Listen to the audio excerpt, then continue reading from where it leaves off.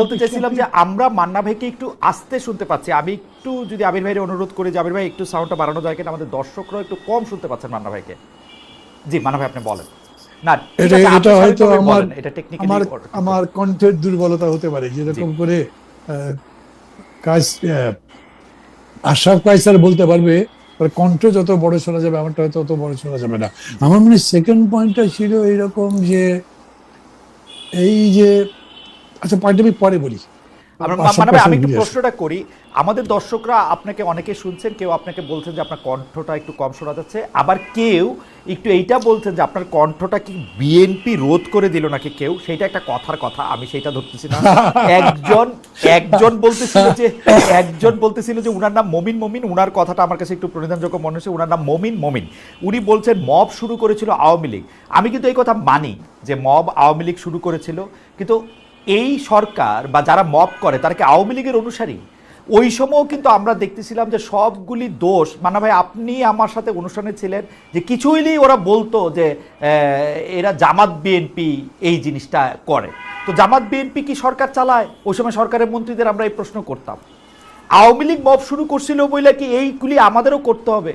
ওরা ডিসগাইজ করে, ওরা যদি দল করে, ওদের যদি সামনে আসার সাহস না থাকে, এইটাই তো নৈতিক পরাজয়। এর চেয়ে মানে এটা এখন আমাদের উদযাপন করতে হইলে কি এইটা আমাদের ওয়ে, বা এটা আমরা ক্যান করতেছি আসলে? মানবাই যদি একটু মানে বলতেন দুটো আমরা দিক একটু যাই। বলি, দুটো দিক বলি খালেদ। প্রথম জি। কথা হচ্ছে, এখন যে সরকার আছে এটা একটা বায়বীয় সরকার, এটা একটা পানির মতো তরল সরকার। এর কোনো শেপ নেই, কোনো কালার নেই, এটাকে ঠিক টাচ করা যায় না। হুম। এদের কোনো রেসপন্সিবিলিটি সেরকম করে মনে হয় না। মানে অনেকগুলো ঘটনা বলা যাবে যেখানে সরাসরি সরকারের দায় নেওয়া উচিত, সরকার এই ব্যাপারে একেবারে উদাসীন। এরকম মেলা ঘটনা অতীতে তো দেখেছেন, আমি কাহিনী বাড়াতে চাই না, উদাহরণ বাড়িয়ে মূল কথা বাদ দিতে চাই না। এই কারণে হয়েছে কি, এই যে মব তৈরি হচ্ছে, এই মবই তৈরি হবে কিরকম করে বলেন? হুম।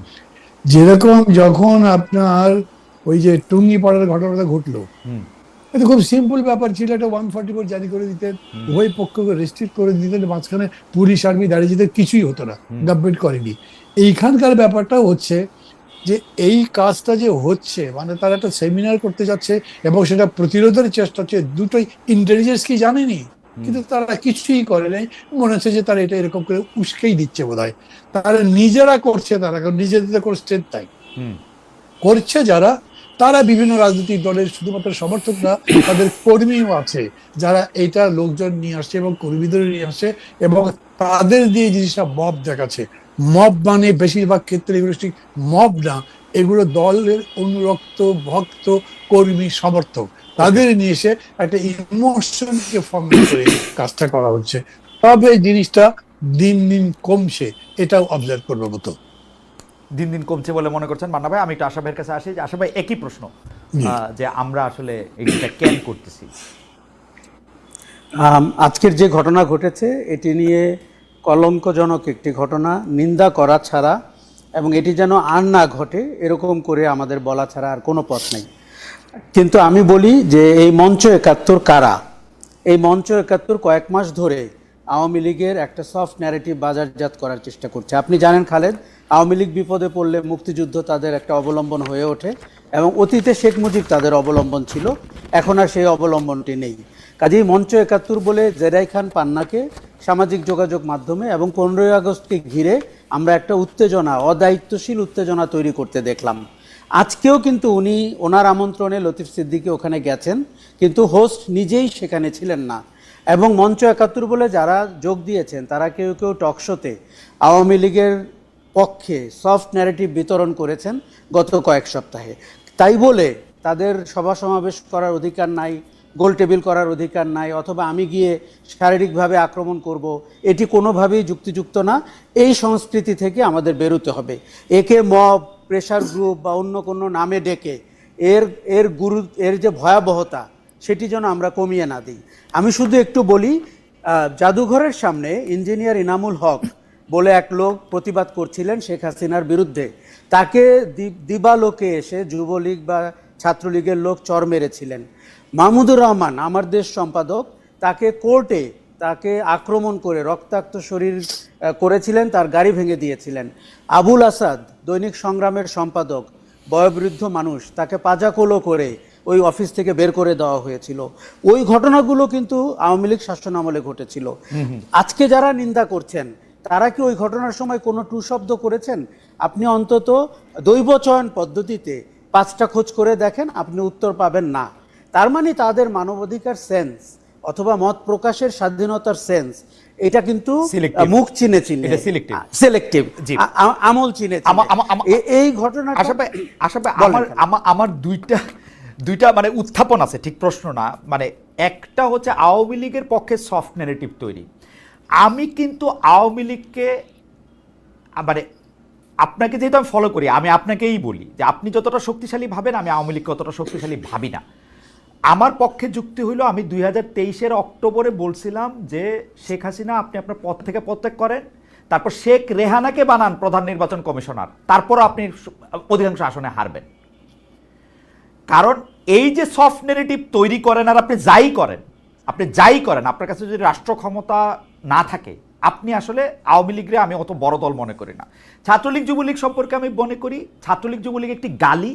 ছাত্রলীগ যুবলীগ ওই সময় মাহমুদুর রহমান সাহেবের সাথে কি করছে, আবুল হাসান সাহেবের সাথে কি করছে, এনামুল হক সাহেবের সাথে কি করছে, তারপরে 100 বার ধান কাইটাও 50,000 বার আমাদের পায়ে ধরেও কিন্তু ওরা আমাদের মনে আর আসে না। এটা একটা গালি, প্রতিষ্ঠিত গালিতে পরিণত হয়েছে ছাত্রলীগ যুবলীগ, আপনি যাই বলেন। মানে এইটার ক্ষেত্রে মানে আমরা যখন কাউন্টার নেগেটিভ দাঁড় করায় আসা ভাই, বিশেষ করে আমি দেখছি যে আপনি ওপিনিয়ন লিডার হিসাবে আপনি কিন্তু অনেক, আমার আপনার কাছ থেকে জানতে ইচ্ছা করে যে এই কাউন্টার নেগেটিভটার তো শেষ তো হইব না। আমরা তো আওয়ামী লীগের এগুলি পামু, তার আগে গেলে আওয়ামী লীগ জাসদের লোকে কি করছে পামু, জিয়াউর রহমান সাহেব বিএনপি প্রতিষ্ঠা করার সময় কি করছে পাইলে এগুলি পামু। আপনি এগুলি আরো ভালো করতে পারবেন, মান্না ভাই তো কালা সাক্ষী। এইটা মানে এটা আমরা করবো কিনা, মানে আমি সাজেশন চাইতেছি যে এইটা আসলে ঠিক হবে কিনা। আমার খালেদ, আমার স্ট্রং সাজেশন হচ্ছে এই পথ অবলম্বন করা যাবে না, এই পথের শেষ হতে হবে। অতীতের দিকে তাকালে আপনার মনে প্রতিহিংসা জাগবে, ক্ষোভ জানবে, হতাশা জাগবে, কিন্তু এইটা কোনো পথ না। আরেকটা জিনিস, যেই গৌরবোজ্জ্বল গণ অভ্যুত্থান হয়েছে এবং যেই রকমভাবে পলায়ন করেছেন শেখ হাসিনা এবং তার দুঃশাসন, তারপরে এটি মানানসই না। তৃতীয় হচ্ছে যারা এই মব ভায়োলেন্সের সাথে যুক্ত, এই লোকগুলো কারা? এই লোকগুলো অদায়িত্বশীল, তাদের গণ অভ্যুত্থানে তেমন কোনো ভূমিকা নাই, তারা একটা ভালনারেবল রাজনৈতিক সময়ের সুযোগ নিচ্ছে। আমি বরঞ্চ বলবো এরা গণ অভ্যুত্থানের বিপক্ষ শক্তি। কেননা গণ অভ্যুত্থানের ভেতর দিয়ে মানুষের মধ্যে যে আশা আকাঙ্ক্ষা জেগে উঠেছিল, এই আইন বহির্ভূত কর্মকাণ্ডগুলো মানুষকে বিভ্রান্ত করছে, বিচলিত করছে এবং হতাশ করছে। কাজেই আমি কোনোভাবেই বলছি না it can continue, it cannot. আরেকটা জিনিস হচ্ছে যে আওয়ামী লীগকে আমি অত শক্তিশালী মনে করি না, কিন্তু আমি তাদের কালচারাল হেজিমনি অথবা তাদের সফট ন্যারেটিভ তৈরি করার যে ফ্যাক্টরি, সেটিকে মনে করি। আপনি আজকে খেয়াল করবেন, আজকের ঘটনার পরে সামাজিক যোগাযোগ মাধ্যমে বলা হয়েছে মুক্তিযুদ্ধের উপরে আক্রমণ হয়েছে, মুক্তিযোদ্ধার উপরে আক্রমণ হয়েছে। এখন একজন মুক্তিযোদ্ধা যদি অপরাধ করেন অথবা দুঃশাসনের সঙ্গী হন অথবা ফ্যাসিবাদী শাসনের কলকাঠি নেড়ে থাকেন, তার উপরে আক্রমণ করলে এটা আওয়ামী লীগের একটা চিরায়ত হচ্ছে, এটা মুক্তিযুদ্ধের উপরে। কিন্তু তারা যখন দুঃশাসন করছিলেন তখন কিন্তু বলেন নাই যে মুক্তিযুদ্ধের দুঃশাসন চলছে। তার মানে বেছে বেছে তাদের একটা বয়ান আছে না। কিন্তু আশা ভাই এই মুক্তিযুদ্ধের এই দোকানদারি থেকেও তো আমাদের মুক্তিযুদ্ধকে বাঁচাইতে হবে, আওয়ামী দোকানদারি থেকে। কিন্তু আমরা তো উল্টাটা দেখতেছি। আমরা তো দেখি যে এক লোক ডাকসুতে দাঁড়াবে, সে বলবে রশিদ মিনাজ হচ্ছে বীর